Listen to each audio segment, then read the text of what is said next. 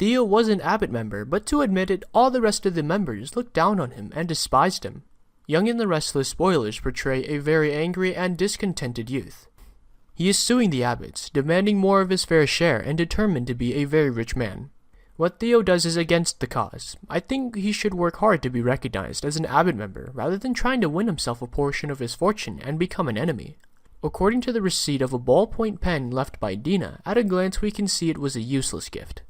But Dina tactfully admitted Theo is her nephew who tries to mingle with everyone. Well, not even him, his father. He was completely forgotten in Dina's will. However, what's new? Theo was always left behind by his whole family. Jack and Kyle led the gang against Theo, who were furious at Theo's attitude and didn't want to lose large sums of money to split him up. Can't they make him some cufflinks or a tie clip? Well, of course not. Not to mention, no one finally calls him to see Dina. Theo has chosen his own path. He wants to receive some money and will leave Genoa and start a new career. Sure, it contains an emotional value that makes it invaluable, but that's not what we're talking about.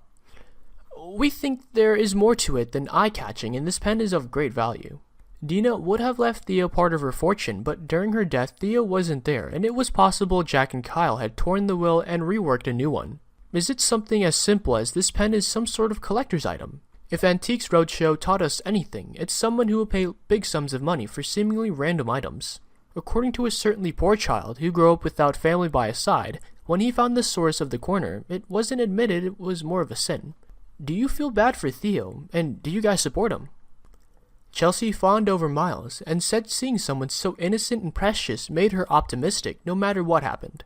Chloe observed that it had looked like Chelsea had needed something to cheer her up.